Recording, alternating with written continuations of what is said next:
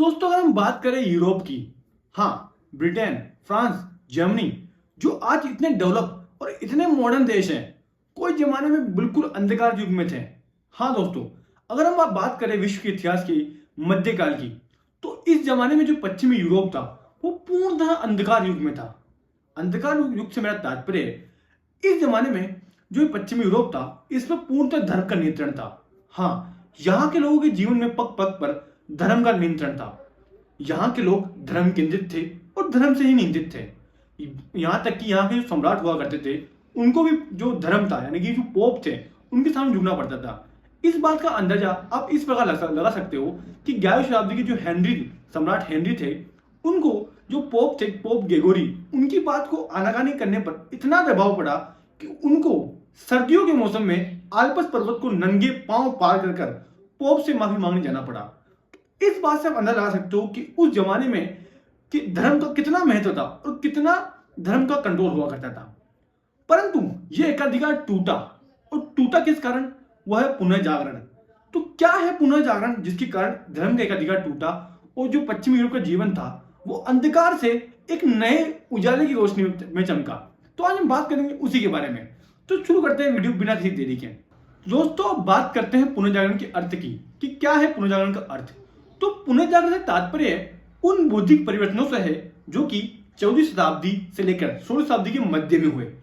यानी कि दोस्तों जब मैं बोलता हूं बौद्धिक परिवर्तन, तो बौद्धिक परिवर्तन से मेरा आशय मनुष्य के जो विचार हैं, जो दृष्टिकोण है, उनसे है। अब हम बात करें इनकी विशेषताओं की, यानी कि पुनर्जागरण की क्या विशेषताएं थी। पुनर्जागरण की विशेषताओं की बात करें तो सबसे पहले तर्क पर बल दिया गया, यानी कि लॉजिकल थिंकिंग की गई। जैसे कि अगर हम बात करें पहले मध्ययुग में, तो मध्ययुग में जो पादरियों ने बोल दिया, जो ईसाई पादरी हुआ करते थे, उन्होंने जो बोल दिया उनको आंखें मीच कर मान लिया जाता था। परंतु पुनर्जागरण ने जो मन में जो चेतना पैदा करी, यानी कि अब लोग लॉजिकल सोचने लगे। जो चीज वही चीज सच मानी गई जो कि तर्क की कसौटी पर साबित हुई। दूसरा, प्रयोग पर बल, यानी कि अब चीजों को प्रयोग करके सत्य, यानी जो सत्य है उसकी खोज प्रयोग के आधार पर की गई।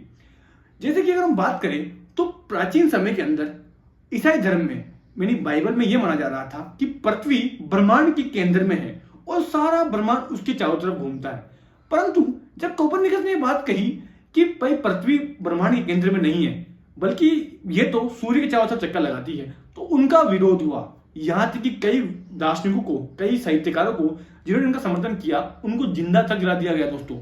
परंतु जब गैलीलियो ने प्रयोग के द्वारा यह सिद्ध कर दिया कि पृथ्वी ब्रह्मांड का केंद्र नहीं है, तो ये चीज बुद्ध की बहुत विशेषता रही। तीसरी विशेषता, इस जमाने पर मानववाद पर फोकस किया गया। अब मानववाद क्या है?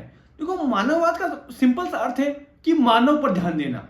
यानी कि जैसे कि अगर मध्ययुग की बात करें तो लोग परलोक में जिया करते थे, सिर्फ ईश्वर में ही अपना जीवन व्यतीत करते थे। परंतु जब बात करें पुनर्जागरण की, तो इस परिवर्तन में लोगों ने जीवन पर फोकस करना चालू किया, यानी कि मनुष्य की समस्याओं पर, मनुष्य के लिए जीवन की सरल बनाने पर फोकस किया गया।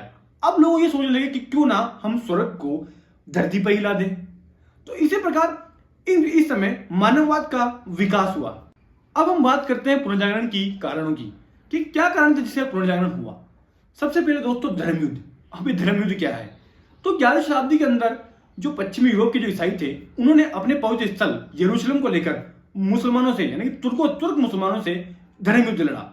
इसके कारण जो पश्चिमी यूरोप के लोग थे वो अरब से कांटेक्ट में आए और उनसे विचारों को ग्रहण किया। दोस्तों आपको जानकर ये हैरानी होगी कि उस जमाने में जो अरब लोग थे काफी डेवलप थे पश्चिम के मुकाबले। उन्होंने पूर्व से, यानी कि जो भारत है, जो अन्य कंट्रीज है, उनसे काफी अच्छा ज्ञान अर्जित कर लिया था। आपको दोस्तों ये जानकर भी हैरानी होगी कि जो कागज बनाना है, जो दिक्सूचक यंत्र है, जो बीजगणित है, इन सब का उपयोग पश्चिमी यूरोप ने, यानी कि वेस्टर्न ने अरब लोगों से सीखा है दोस्तों। तो इसी कारण हम धर्मयुद्ध को इतना महत्व मानते हैं पुनर्जागरण के अंदर।